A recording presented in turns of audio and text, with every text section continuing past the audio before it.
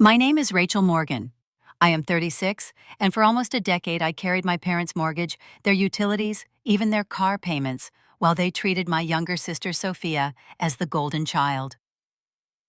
Last Christmas, after I finally stopped paying, they told me I was no longer family.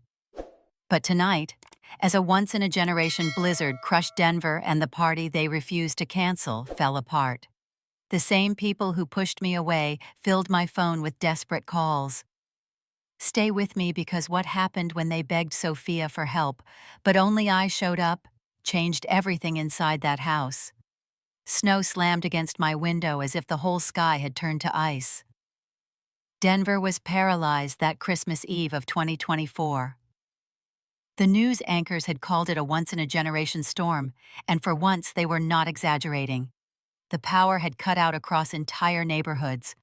Outside, the wind screamed down the street, whipping snow into mountains against car doors. Inside my apartment, the only light came from 3 candles trembling on the coffee table. I sat on the couch with my phone in my hand, staring at the family group chat that I had not spoken in since September.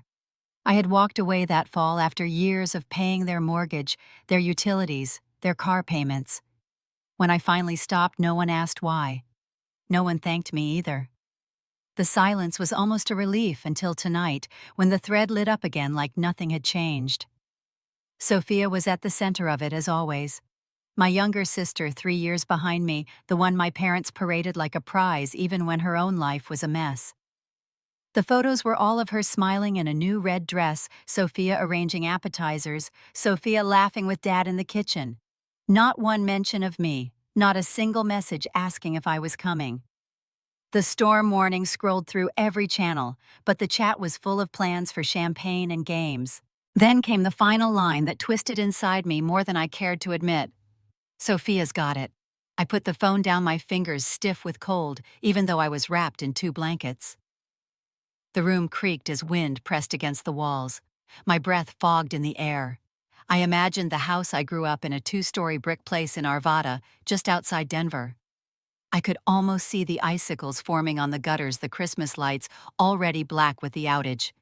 They would not cancel. They never did. They would sit in the cold, pretending nothing was wrong because appearances were more important than reality. Another vibration shook the phone. This time it was a call. Mom's name. Then Dad's. I let them both go to voicemail. The screen lit again with Sophia's face, her perfect smile frozen in the contact photo. I did not touch it. I closed my eyes and leaned my head back against the couch. Memories rose whether I wanted them or not. Sophia blowing out candles on a cake I baked with my allowance. Sophia getting a car from Dad while I took the bus to my nursing classes. Sophia stumbling through one more job she could not keep, while my own promotion was ignored. I pushed the images away. That was for another time. Tonight was not about the past.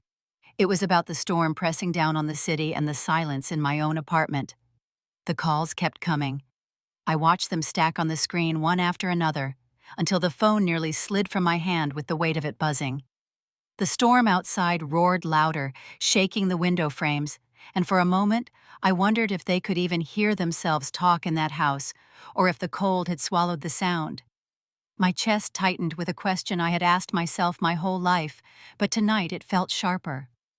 When everything truly collapsed, when the heat ran out and the dark settled in, who would they turn to then?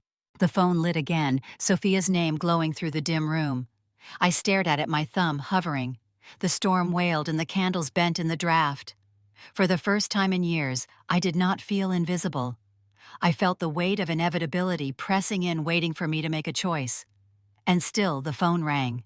I let the phone buzz itself quiet and set it face down on the table, the candlelight trembling across its black screen.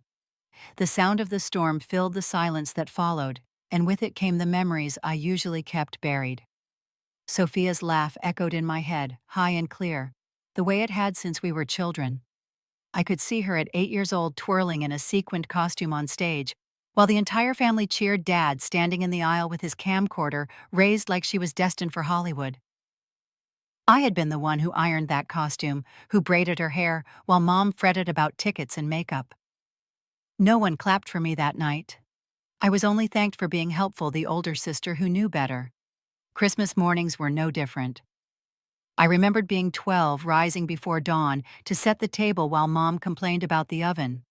Sophia stumbled downstairs hours later, her hair still tangled, and she was praised for bringing joy to the house. My plate always came last, sometimes empty, until I served myself after everyone else was satisfied. Dad would laugh and remind me that family works when the older one sacrifices. It had become a family motto, though no one said the words out loud. The snapshots came in a rush. My high school graduation, when the bleachers were full of proud parents holding roses, but my own seat stayed empty because they were driving Sophia to a modeling callback. The birthday when I sat alone at a Dairy Queen with a cake I bought myself because Sophia's dance recital had run long. And the photos, always the photos. Our Christmas cards lined up on the mantel every December, with Sophia glowing in the center beside Mom and Dad. I was often in the frame, but off to the side, cropped in spirit, if not in body. A shadow that filled the picture, but never the story.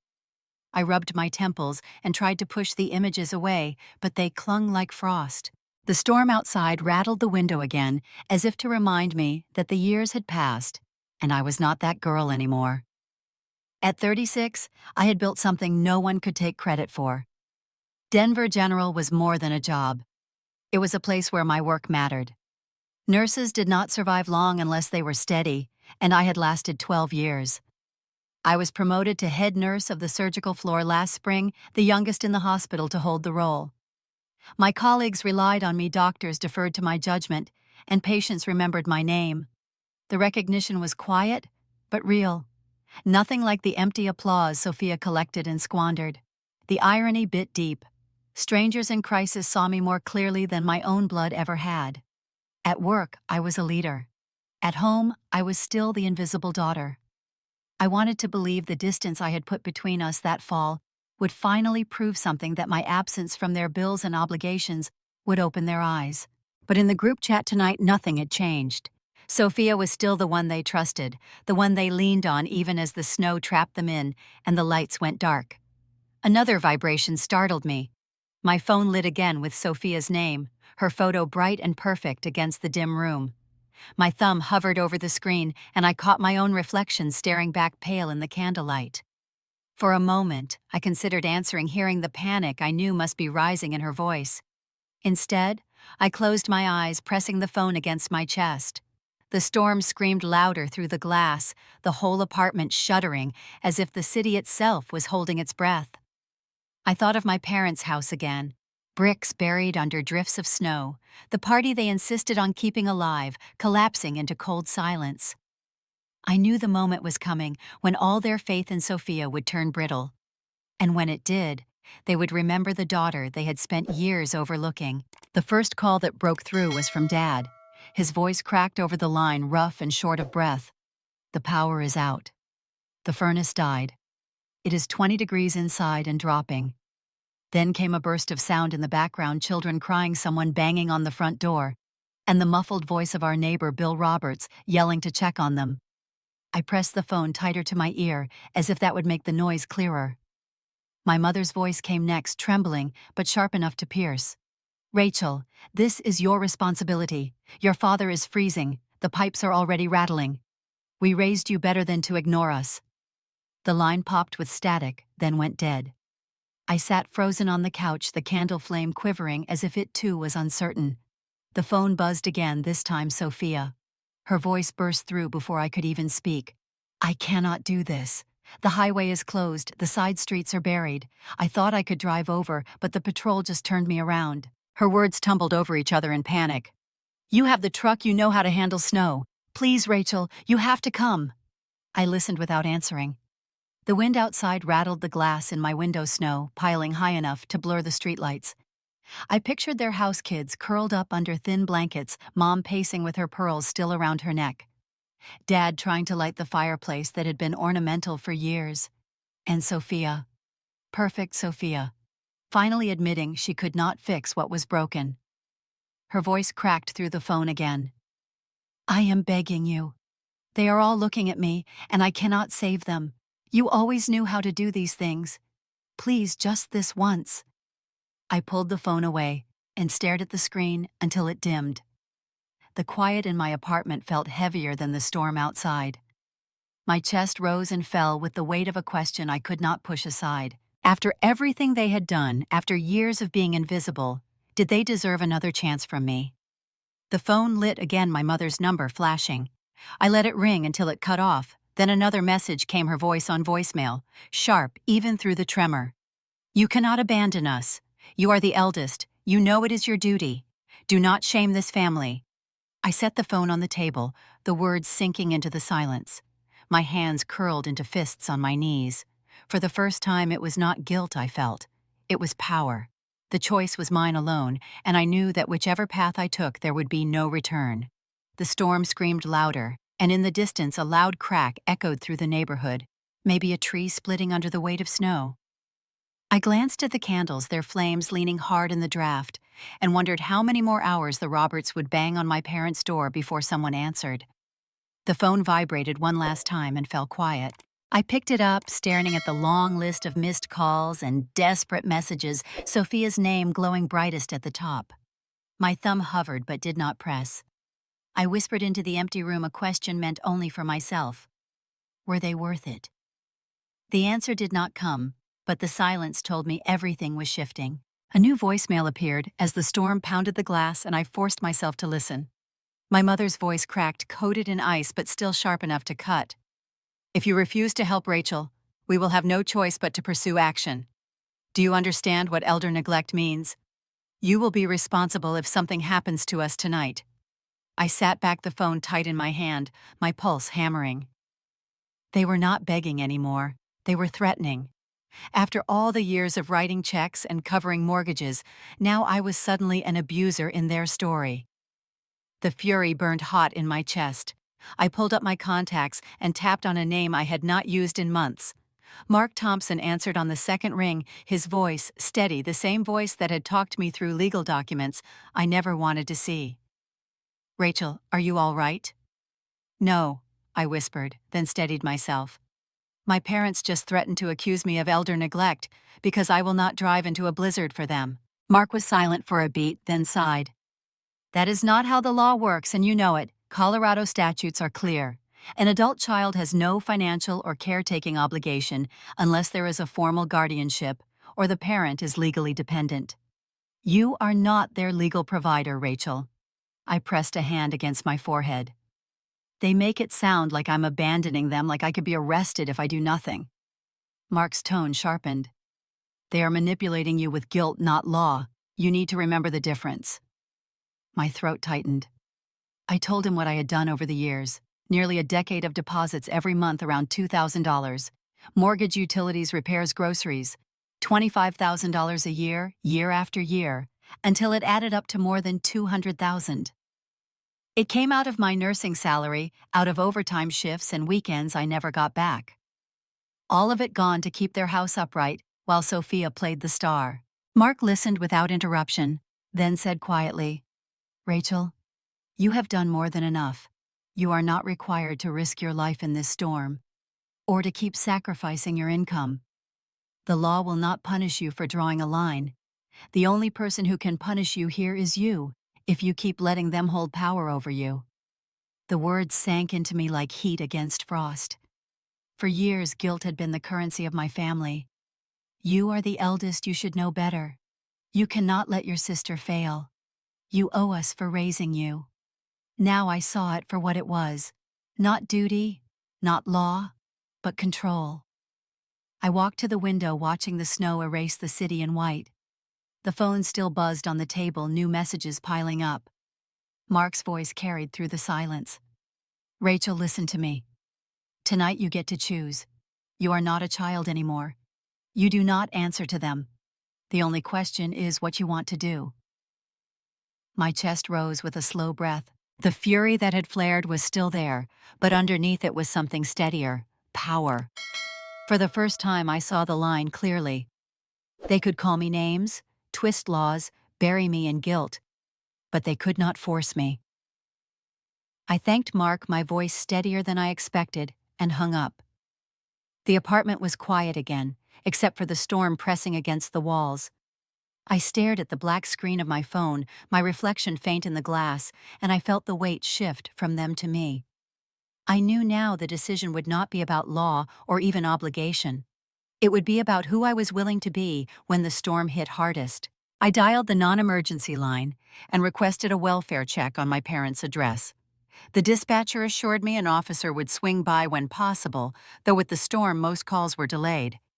I hung up feeling finished, ready to let the night swallow their choices. My conscience told me I had done enough. Then another message arrived. It was Sophia, her words frantic and jumbled. Dad is clutching his chest. He is pale. I don't know what to do. Please pick up. I stared at the screen, my throat tight. I knew his history. He had suffered arrhythmia 3 winters ago, stabilized only because a neighbor rushed him to the ER. Sophia had never learned CPR, never cared to ask. My stomach clenched. I could have ignored it. I could have told myself it was still their mess. But my training as a nurse would not let me. The line between anger and duty blurred until only instinct remained. My body moved before my mind could argue. I went to the hall closet and hauled out the emergency bin I kept for blizzards. Flashlights, batteries, thermal blankets, cans of soup, protein bars, bottled water. I packed them into 2 large duffels. From the garage, I dragged the portable generator I bought last spring, heavy but dependable, and strapped it tight in the back of my truck. A medical kit followed, stocked with nitroglycerin and aspirin supplies I never traveled without. I called Ethan, my colleague on night shift at Denver General, and told him I was heading out. He tried to argue, but finally just said, "Text me when you get there. Be careful." I promised I would. The wind hit me the second I stepped outside, stinging my face with shards of snow. The driveway was buried knee-deep, the truck a white lump against the storm. I dug out enough to pull open the driver's door and climbed inside, shivering until the heater roared to life. The windshield was instantly fogged, my breath mixing with the frost. I shifted into 4-wheel drive and eased onto the street. The tires spun, then caught. The city was unrecognizable, swallowed whole in white. Stoplights glowed dim through curtains of snow. Abandoned cars sat skewed against curbs, their hazard lights still blinking. The wipers scraped uselessly, leaving streaks that blurred the road ahead. I leaned forward, eyes straining to catch the faint grooves left by earlier vehicles. My hands ached from gripping the wheel. Every block felt like a mile, the truck lurching as drifts pulled it sideways. I passed a patrol car crawling through the storm, its lights flashing dull red and blue against the snow. The officer inside lifted a hand, a silent acknowledgement of 2 fools braving the night. I pressed on. Halfway there, the truck skidded hard on black ice. My heart leapt as the back end swung wide, the headlights slicing across a row of dark houses.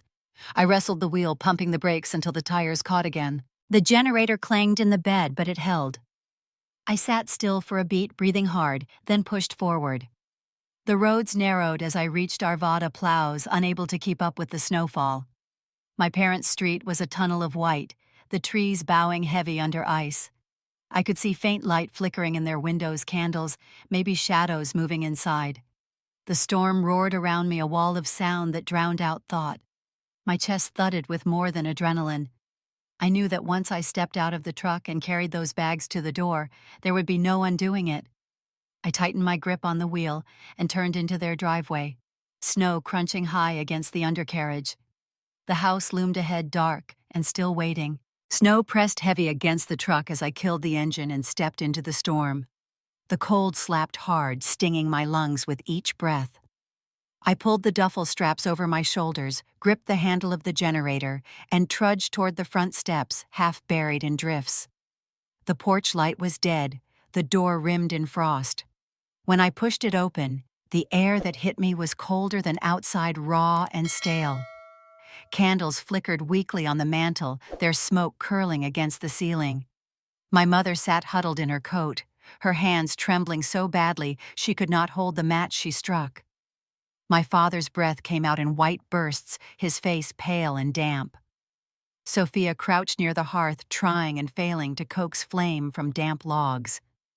The living room felt like a tomb.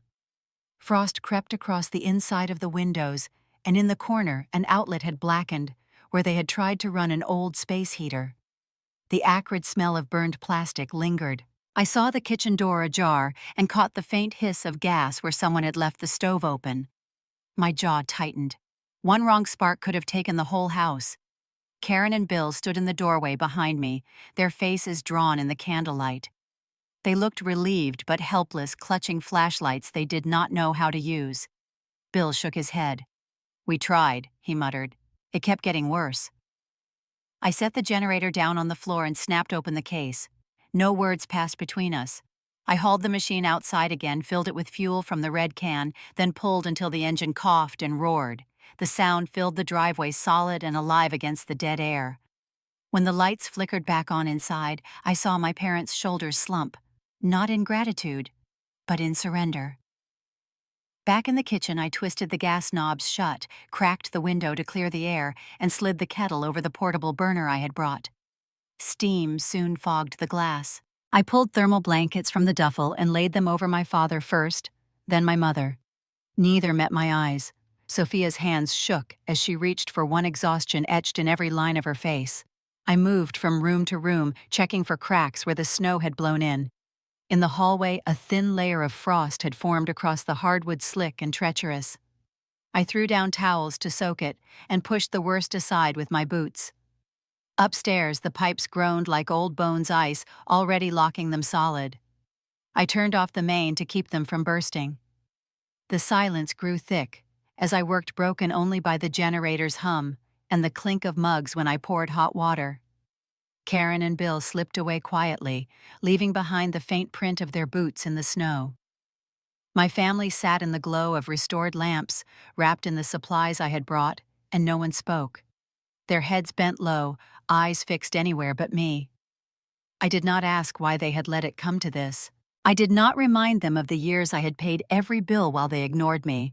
I only moved steady and precise the way I did on the surgical floor at the hospital. This was muscle memory now, saving people who never thought they would need me. The kettle whistled soft and I refilled the mugs. My father's fingers brushed mine as he took one, cold and unsteady. For the first time, I saw him hesitate before opening his mouth, as if words had tangled in the silence. But none came. I settled onto the edge of a chair, listening to the generator steady outside. The storm still battered the windows, but inside the frost was receding, the air warmer, the shadows less sharp. No one had thanked me, not yet. They drank in silence, their breath no longer visible. The room was alive again, but the weight of what had been lost hung heavier than the storm. A knock rattled the front door, firm and deliberate, carrying through the hum of the generator. Bill's voice came muffled from the porch. "Sheriff Miller is here. He wants to check in." My mother stiffened on the couch, her hands tightening around the blanket like a child caught misbehaving. I opened the door and let the sheriff inside. Snow clung to his uniform, his hat dusted white, his breath steady, as if he had already walked through half the neighborhood. His flashlight beam swept across the living room before settling on the people huddled there. He nodded once at me, then turned to my parents. "We had a welfare check called in. Wanted to make sure no one here was in immediate danger." My father coughed, muttered something about the storm being worse than expected. My mother straightened her back and forced a smile. "We were fine until the power went out. It was only temporary." The sheriff did not answer. His eyes moved to the blackened outlet in the corner, the towels soaked from melted frost, the steaming mugs clutched like lifelines. Karen stepped in behind him, her voice cutting through the heavy silence. If Rachel hadn't shown up when she did, this could have ended badly. The house smelled of gas when she walked in. The heater had nearly caught fire. She saved them. The words hung sharp and undeniable. My mother's face flushed. She opened her mouth, but nothing graceful came out. She stammered about Sophia making calls, about neighbors checking in, about the situation being exaggerated. Sheriff Miller's gaze shifted to Sophia. He asked it plain, his tone steady, but edged with authority. "What exactly did you do to help tonight?" Sophia's lips parted, but no sound came. Her shoulders shook once, then again, until tears spilled down her cheeks. "I tried," she whispered, but the words collapsed into sobs. I could not get here. I did not know what to do. Her hands covered her face, the golden child unraveling in front of the only audience that mattered. The sheriff did not press further. He just looked at my parents, then at me. The truth needed no speeches. The room had already chosen sides. Bill cleared his throat, shifting awkwardly, but his wife Karen stood firm. Everyone on this street saw who showed up. We all know who brought the heat back, who stopped the gas leak, who kept this house standing. It was Rachel. My father lowered his eyes. My mother folded the blanket higher around her chin. No one argued. The quiet that followed was heavier than the storm still raging outside. I did not speak. I did not need to. The eyes of the sheriff, the neighbors, the very walls of that house bore witness louder than any words I could have offered. For the first time, the image of Sophia they had polished for decades cracked wide open. When the sheriff left, the door closed behind him with a final thud that echoed through the silence. Sophia still sat crying softly. Her mascara streaked her shoulders, curled inward. The golden glow she had carried since childhood was gone, and no one rushed to polish it back. I sat in the chair by the window, my hands wrapped around a cooling mug, the generator's steady hum rolling under my pulse. The storm outside was far from over, but the real collapse had already happened in that living room. By morning, the snow had thinned into a steady drift, and with it came the low hum of the power grid sparking back to life. Lamps flickered, the refrigerator clicked on, and the familiar warmth of central heat pushed through the vents. The candles guttered in their own smoke. My father closed his eyes with relief. My mother folded her blanket tighter, saying nothing. Sophia sat with her back to the wall, her face blotched and swollen from tears. I stood in the kitchen and poured the last of the hot water into a mug, not because anyone needed it, but because my hands needed something to do. The generator outside rattled a few more times before I shut it down. The silence after the engine cut was immense. For a moment I thought someone might speak, might offer even the smallest word of acknowledgement. Instead, the only sound was the clink of porcelain against the counter. I gathered my duffels and slung them over my shoulder. The blankets I had brought stayed draped across the couch. The kettle steamed faintly on the stove, but everything else returned to me. No one stopped me as I moved through the living room. My father shifted as if he might rise, then sank back down. My mother turned her face toward the window. Sophia did not lift her head. The knock at the door was gentle, almost hesitant. I opened it to see Ethan standing there, his coat dusted with snow, his breath hanging in the cold. Relief rushed through me at the sight of him. He reached for the heavier bag without a word, his hand brushing mine steady and warm. Behind him, Karen and Bill lingered on the walkway, bundled against the wind. Karen's voice carried with quiet certainty. If she had not come, I do not want to imagine what we would be facing today. Bill nodded, his eyes fixed on me with something like respect. I only gave a small nod in return. Words felt unnecessary. Ethan guided me toward the truck, his hand steady at my back. I glanced once over my shoulder at the house. Through the frosted window, I saw my parents sitting small in their chairs, Sophia a dim figure in the corner. The home I had carried for them for nearly a decade looked older now, brittle and spent not because of the storm, but because of the silence that followed it. As we pulled away, the plows clearing the main road groaned against the packed snow. I leaned against the seat, exhaustion settling into my bones, but my chest felt lighter than it had in years. I had not gone back to save them for their gratitude. I had gone because I could not ignore the human part of me that still chose life over pride. That choice belonged to me, not to their guilt. Ethan glanced over once we reached the highway. "You did what you had to." I nodded. "I know." The city stretched ahead, white and fragile under the pale winter sun. Behind me lay a house that no longer held claim over me. The line was drawn now, sharp as the snowdrifts cutting the road. Whatever came next would be on my terms. So I leave you with this. If it were you, if the people who had overlooked you and pushed you aside were suddenly the ones in need, would you have turned back into the storm? Would you have saved them?